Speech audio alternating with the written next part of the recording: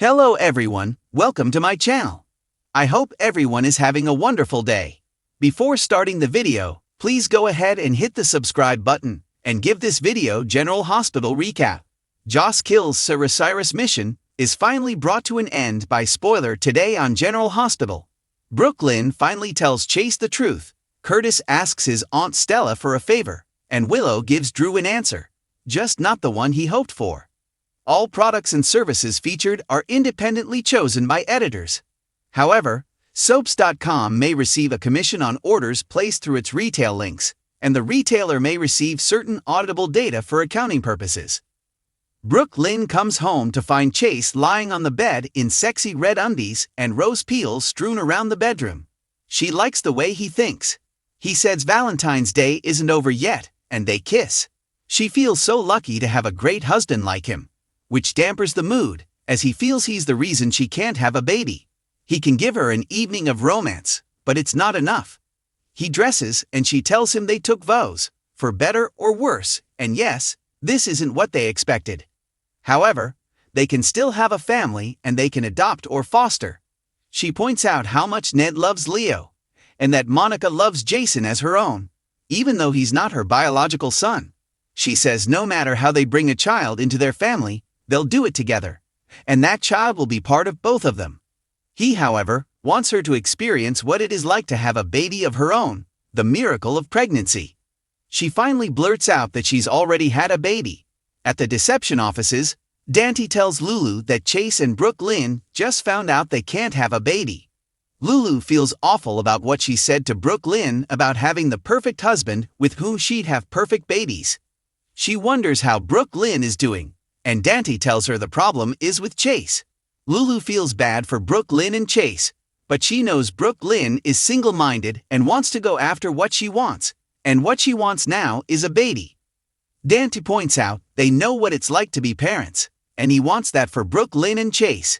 He just wishes Lulu knew the Brooklyn that he knows. Lulu dives into the past and knows Dante has a history with Brooklyn. They've known one another forever. She says BLK knows things about him that she doesn't. They get into Carly's scheme to use Brooklyn to break them up. Dante says that was the past, and he and Brooklyn have become good friends, and that's it. There is nothing else between them.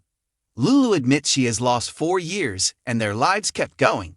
She says Dante is friends with Brooklyn, Tracy and Brooklyn are close, and she has become besties with Maxie. Lulu wonders if there is room for her in their lives any longer. Lulu feels bad for Brooklyn. They know what it's like to struggle for a family, and now Brooklyn can't have the family she wants. She thinks she should apologize, but Dante says she can't.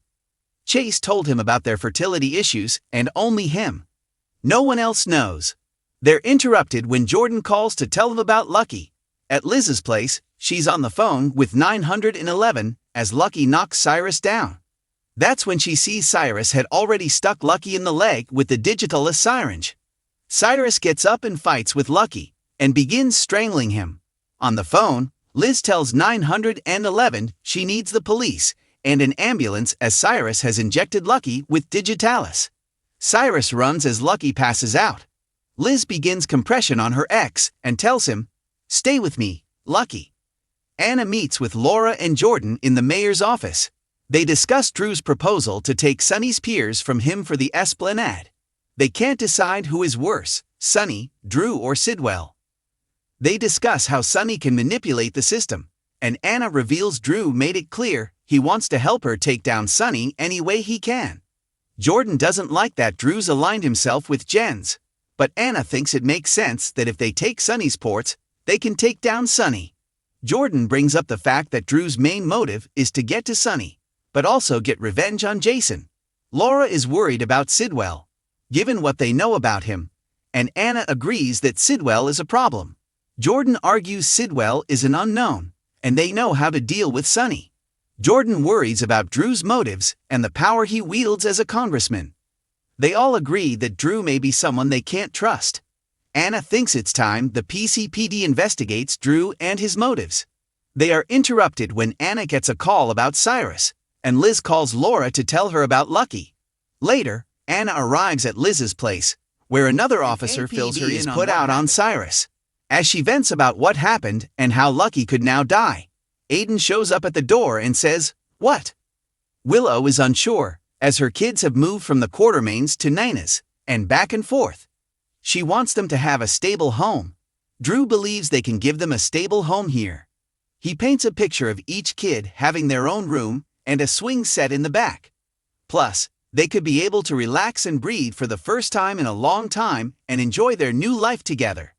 He wants this place to be the first step to their future together. She reminds him that she's still legally married to Michael, and Wiley is expecting his dad to come home and that they'll all be together again. She tells him this move feels wrong right now. He asks her to let her know when she's ready. She wants to wait until Michael recovers and returns home from the clinic. He says the house is going nowhere, and he offers to take her home to her beautiful kids. Out of jail, Jason heads to Sam's grave to contemplate his next move. He wants to kill Cyrus, but wonders what Sam would want him to do. Sasha's words echo with him, and he knows Sam would want him not to put his need for vengeance above what is best for Danny and cost him his father. He decides to choose what's best for their son. Jason shows up at Drew's place. He wants to make peace. Drew asks, "Why the hell would I want to make peace with you?" At the Savoy, Stella arrives as the evening wraps up, because her favorite nephew called her for a nightcap. Portia has to leave, and tells Curtis she'll see him at home. Stella asks Curtis what this is really about. Curtis and Stella sit down to talk. He needs a favor only she can provide, and brings up her friendship with Congressman Doug Henderson. Curtis wants her to facilitate a meeting between them, as he needs to stop Drew, who is not the man they knew. He says Drew has made it clear he will block any of his projects, and he's become vindictive. Stella says she'd be happy to help her nephew. She knows Drew is a powerful man who is coming for him, and that is because Curtis dared to hold a mirror up to him and show him what he's become. Plus, she holds Doug in high regard, so he should know what a snake Drew is before working with him. She tells Curtis how proud she is of him. Lucky is brought into General Hospital, and another doctor performs compressions on him. Liz informs Isaiah that Cyrus injected Lucky with digitalis. Everyone else called soon arrives. Liz sits down with Laura and fills her in on what happened. Laura is stunned. Liz explains to her that Cyrus felt he had been given a mission by God to release the souls of patients trapped between the living and the dead. Laura is appalled by what her brother has been doing, but is confused as Sam was healthy. She then cries, "Lulu?"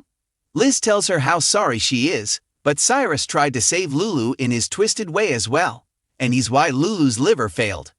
Anna arrives with Aiden, and Liz asks her to stay with Laura while she talks to Anna. Later, Dante approaches Anna and assumes this is Cyrus.